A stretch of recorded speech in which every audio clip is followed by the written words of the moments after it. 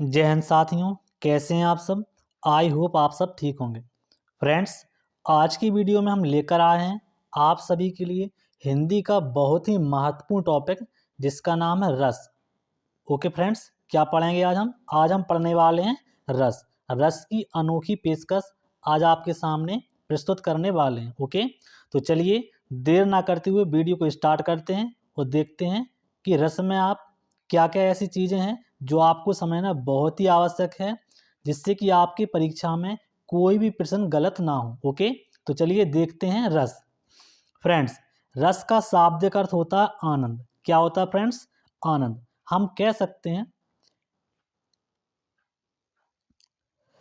Friends हम कह सकते हैं कि किसी काव्य को या गद्य को या पद्य को पढ़ने से या सुनने से हमारे अंदर या हमारे मन में, हमारे हृदय को जो रस की अनुभूति होती है, जो आनंद प्राप्त होता है, उसी को हम रस कहते हैं। ओके, क्या कहते हैं? रस। फ्रेंड्स, सर्वप्रथम रस को किसने बताया है? तो याद रखेंगे, भरत मुनि ने बताया है। किसने फ्रेंड्स? भरत मुनि ने बताया है। तो भरत मुनि के अनुसार रस कितने हैं फ्रेंड्स? तो 8 हैं। यदि कोई पूछे फ्रेंड्स, प्रश्न आ जाए कि भरत मुनि के अनुसार रसों की संख्या कितनी है, तो आपको बताने फ्रेंड्स 8। कितनी है फ्रेंड्स? 8। रस को काव्य की आत्मा कहा जाता है। क्या कहा जाता है फ्रेंड्स? काव्य की आत्मा किसको कहते हैं? तो रस को कहते हैं। फ्रेंड्स, अब देख लेते हैं रस के कितने अंग हैं। तो रस के 4 अंग हैं फ्रेंड्स। पहला आपका विभाव, दूसरा अनुभव, तीसरा संचारी भाव और चौथा है फ्रेंड्स स्थायी भाव। हिंदी में संचारी भाव की संख्या 33। कितनी फ्रेंड्स? 33। और स्थायी भाव कितने फ्रेंड्स? 11। ओके, चलिए आगे बढ़ते हैं, देख लेते हैं हिंदी में रसों की संख्या कितनी है फ्रेंड्स? नवरस। यदि आपसे कोई पूछे कि हिंदी में रस कितने हैं, तो आपको बताने 9। इन्हीं को हम नवरस भी कहा जाता है। यदि पूछे कि भरत मुनि के अनुसार रस कितने हैं, तो आपको बताने फ्रेंड्स 8। ओके, यदि आपसे पूछे कि हिंदी में 10वां रस कौन सा है, तो यह है आपका फ्रेंड 10वां रस है आपका वात्सल्य रस। कौन सा फ्रेंड्स? वात्सल्य रस। और आपसे पूछे 11वां रस कौन सा है, तो आपको बताना फ्रेंड्स भक्ति रस। हमारा 11वां रस कौन सा फ्रेंड्स? भक्ति रस। इस तरह से वर्तमान में अभी 11 रस हैं। तो 11 रस, 11 स्थायी भाव। ओके फ्रेंड्स, याद रखें फिर से, यदि भरत मुनि के अनुसार प्रश्न पूछे तो आपको 8 बताने हैं। और साधा आपसे पूछे कि हिंदी में रस कितने हैं, तो आपको फ्रेंड्स 9 बताने, नवरस हैं। यदि आपसे कहे वर्तमान में या कहे 10वां रस कौन सा है, तो आप बताएंगे वात्सल रस। और आपसे पूछे 11वां कौन सा है, तो आप बताएंगे भक्ति रस। ओके, आई होप आपको इतना समझ में आ गया होगा। चलिए बढ़ते हैं आगे। फ्रेंड्स, आगे लिखा है हमारा रस। रस में पहला रस है हमारा फ्रेंड्स श्रृंगार रस। कौन सा है फ्रेंड्स? श्रृंगार रस। इसे फ्रेंड्स याद रखेंगे, श्रृंगार जो यहाँ पे टाइप हुआ है एरर है इसमें फ्रेंड्स, श्रृंगार में एक ही रहता है फ्रेंड्स, इसको याद रखें। श्रृंगार, श्रृंगार आपका सही इस तरह से होगा। ओके, याद रखें श्रृंगार रस।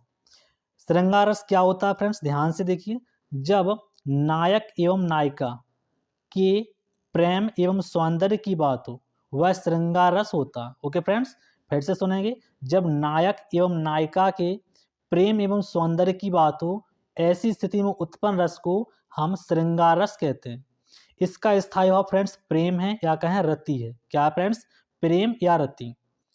फ्रेंड्स याद रखेंगे, एक पॉइंट और इसके लिए, श्रृंगार रस को रसराज या रसपति कहा जाता है। रसराज या रसपति का मतलब है रसों का राजा। क्या फ्रेंड्स? रसों का राजा, सभी रसों में श्रेष्ठ किसे कहा जाता है? श्रृंगार रस को कहा जाता है। ओके, जैसे फ्रेंड्स उदाहरण देख लेते हैं। उदाहरण लिखा है, बतरस लालच लाल की मुरली धरी लुकाए, सोहे करे मोहन हंसे देन कहीं नहीं जाए। फ्रेंड्स ये बिहारी लाल की कविता फ्रेंड्स, महाकवि बिहारी जी की। वह कह रहे हैं कि बतरस लालत लाल की मुरली धरी लुकाए, सोहे करे मोहन हंसे देन कहीं नहीं जाए।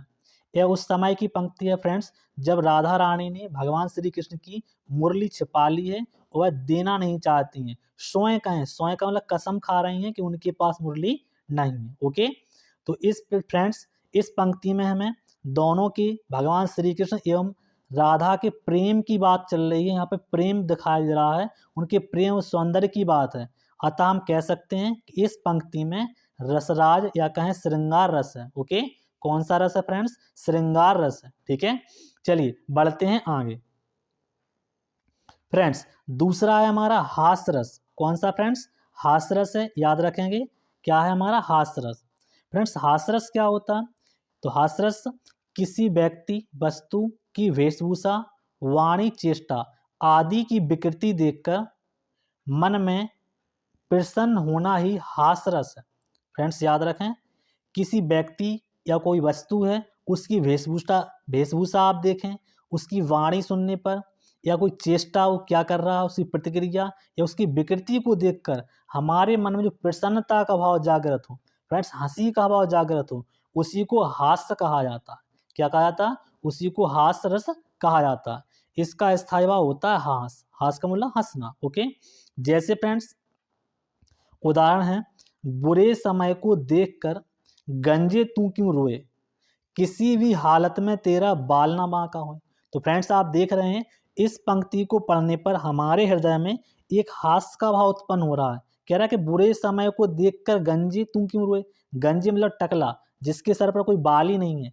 किसी भी हालत में तेरा बाल ना बांका हो, जब उसके सर पे बाल ही नहीं तो उसका क्या होना। ओके फ्रेंड्स, इस पंक्ति को पढ़ते ही हमारे चेहरे पर जो मुस्कान आई है, हृदय में जो प्रसन्नता का भाव जागृत हुआ है, इससे हमें पता चलता है कि इस पंक्ति में हास्य रस है। ओके फ्रेंड्स, और इसका स्थायी भाव क्या है? हास है। ओके, आई होप आपको समझ में आ रहा होगा। चलिए बढ़ते हैं आगे। फ्रेंड्स दूसरा है हमारा फ्रेंड्स करुण रस। कौन सा फ्रेंड्स? करुण रस। करुण का अर्थ क्या होता है फ्रेंड्स? करुण का अर्थ होता है फ्रेंड्स दुख। याद रखेंगे, करुण का अर्थ होता क्या है फ्रेंड्स? दुख होता है। नाम से ही समझ में आ रहा है, करुण का मतलब दुख। किसी व्यक्ति, प्रिय व्यक्ति, वस्तु आदि के वियोग अथवा अनिष्ट की आशंका ही करुण रस है। फ्रेंड्स याद रखें, यदि हमारा कोई प्रिय व्यक्ति है या कोई प्रिय वस्तु है, वह हमसे दूर हो रही है, वियोग का मतलब दूर हो रही है, या उसका कोई नुकसान हो जाए, अनिष्ट का मतलब नुकसान हो जाए, तो ऐसा हमें जब पता चलता है तो उसके अनुसार हमारे हृदय में जो दुख का भाव जागृत होता है, वही हमारा करुण रस होता है। कौन सा फ्रेंड्स? वही हमारा करुण रस होता है। इसका स्थायी भाव है शोक। क्या है फ्रेंड्स? शोक। उदाहरण है फ्रेंड्स, देख लेते हैं। लिखा है असुंगन बहत पनारे। फ्रेंड्स याद रखें, असुंगन बहत पनारे, यहाँ पे दुख का भाव हो रहा है, रोने की बात आ रही है, तो यह हमारा करुण रस का उदाहरण हो जाएगा। फ्रेंड्स दूसरा देखिए, लिखा हे जीवतेश उठो उठो, यह नींद कैसी घोर है, हे क्या तुम्हारे लिए यह तो भूमि सेज कठोर है। फ्रेंड्स इस पंक्ति में भी हमें दुख का भाव देखने को मिल रहा है, अतः यह भी आपका करुण रस का उदाहरण हो जाएगा। ओके फ्रेंड्स, आई होप आप अच्छे से समझ रहे होंगे। फ्रेंड्स एक उदाहरण और फ्रेंड्स आपके लिए याद रखेंगे। यह पंक्ति उस समय की है जब भगवान श्री राम माता सीता की खोज में जंगल में भटक रहे थे। उस समय की पंक्ति है, सुने ध्यान से फ्रेंड्स। तो भगवान राम वहाँ के पेड़ पौधे पशु पक्षियों से क्या पूछ रहे हैं कि हे खग मृग हे मधुकर श्रेणी, तुम देखी सीता मृग नैनी। फिर से सुने फ्रेंड्स, हे खग मृग हे मधुकर श्रेणी, तुम देखी सीता मृग नैनी। फ्रेंड्स इस पंक्ति में भी दुख का भाव हो रहा है, वह रोते हुए वन में भटक रहे हैं, पेड़ पौधे पशु पक्षियों से पूछ रहे हैं कि आपने सीता को देखा है जिसके नयन मृग के समान है। ओके, तो हमें पता चलता है कि यहाँ भी आपका करुण रस हो जाएगा। ओके, आई होप आपको अच्छे से समझ में आ रहा होगा और बहुत ही पढ़ते हुए मजा आ रहा होगा। ओके, चलिए बढ़ते हैं आगे। फ्रेंड्स लिखा है फ्रेंड्स, चौथा है आपका वीर रस। वीर, याद रखें फ्रेंड्स, वीर रस क्या होता है? किसी युद्ध अथवा कठिन कार्य को करने के लिए हृदय में, फ्रेंड्स याद रखें, हृदय में, हृदय फ्रेंड्स इस तरह से होता है, हृदय में जो उत्साह जागृत होता है उसे वीर रस कहते हैं। फ्रेंड्स याद रखें, क्या? जो मन में हमारे उत्साह जागृत हो जाए, यदि किसी कठिन काम को करने के लिए युद्ध के समय हृदय में जो उत्साह का भाव होता है, उसी को हम कहते हैं फ्रेंड्स वीर रस। इसका स्थायी भाव भी क्या है? उत्साह है। क्या फ्रेंड्स? उत्साह है। जैसे सुनेंगे फ्रेंड्स, पंक्ति है, बूंदे ले हर बोलों के मुख, हमने सुनी कहानी थी, खूब लड़ी मर्दानी, वह तो झांसी वाली रानी थी। फ्रेंड्स महारानी लक्ष्मीबाई को कौन नहीं जानता, सभी जानते हैं फ्रेंड्स। वह किस तरह अंग्रेजों से युद्ध करती रहीं, तो उनकी कविता को पढ़ते हुए हमारे हृदय में जो जोश जागृत होता है, उत्साह जागृत होता है, उसी को हम फ्रेंड्स वीर रस कहते हैं। ओके, आई होप आप समझ गए होंगे। चलिए बढ़ते हैं, देख लेते हैं अगला फ्रेंड्स। अगला 5 नंबर पे फ्रेंड्स हमारा है रौद्ररस। कौन सा फ्रेंड्स? रौद्ररस। रौद्ररस किसे कहते हैं? ध्यान से सुनेंगे फ्रेंड्स।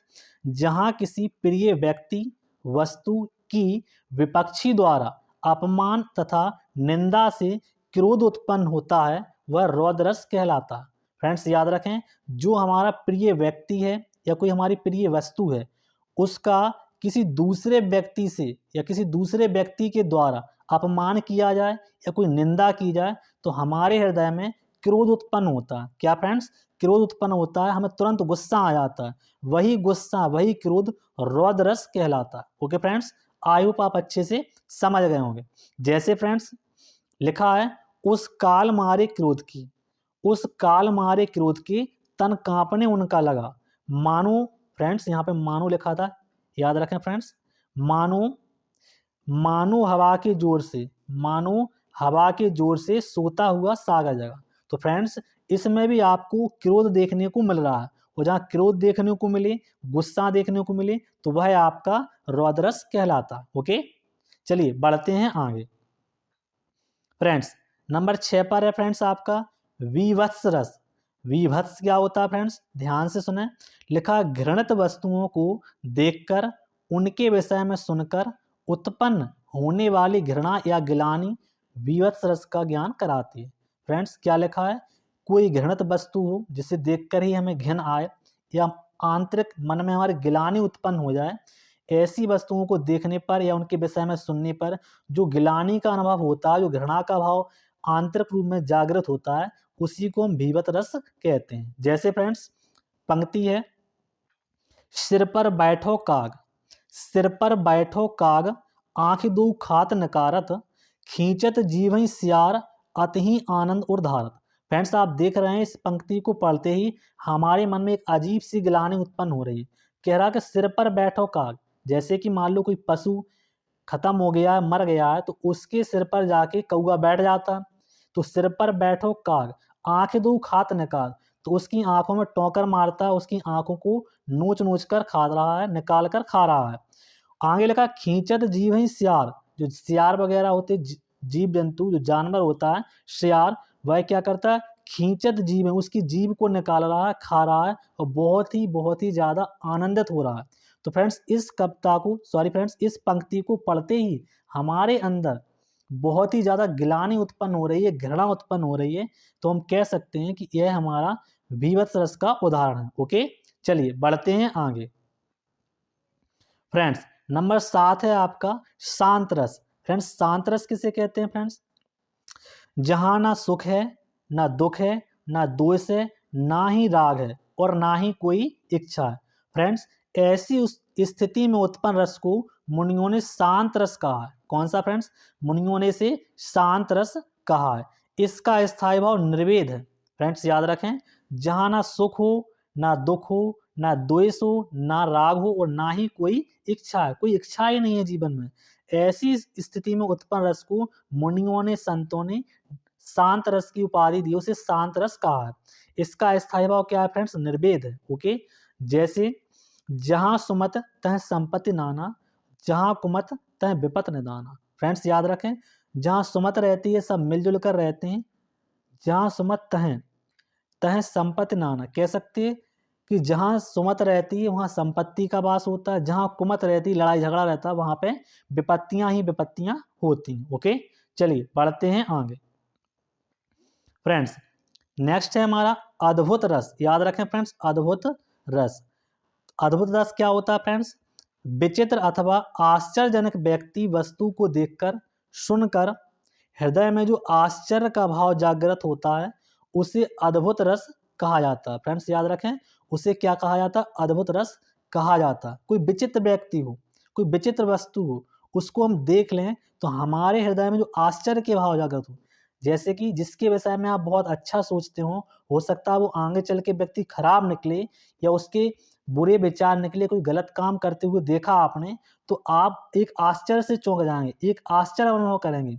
या किसी वस्तु के बारे में आप देख लें तो आप आश्चर्य अनुभव करेंगे। जो आपके अंदर आश्चर्य का भाव जागृत होता है वही अद्भुत रस कहलाता है। इसका स्थायी भाव आश्चर्य या विस्मय है। ओके फ्रेंड्स, याद रखेंगे स्थायी भाव क्या है, आश्चर्य या विस्मय। जैसे देख यशोदा शिशु के मुख में सकल विश्व की माया, क्षण भर को वह बनी अचेतन, हिल ना सकी कोमल काया। फ्रेंड्स फिर से सुने, देख यशोदा शिशु के मुख में सकल विश्व की माया, क्षण भर को वह बनी अचेतन, हिल ना सकी कोमल काया। फ्रेंड्स यह पंक्ति उस समय की है जब श्री कृष्ण की बाल लीलाएं थीं। श्री कृष्ण, माता यशोदा भगवान श्री कृष्ण का मुंह खुलवाती हैं कि तूने मिट्टी खाई है। तो पहले तो वो मना करते हैं, लेकिन जबरदस्ती जब वो करती हैं तो मुंह खोलते हैं।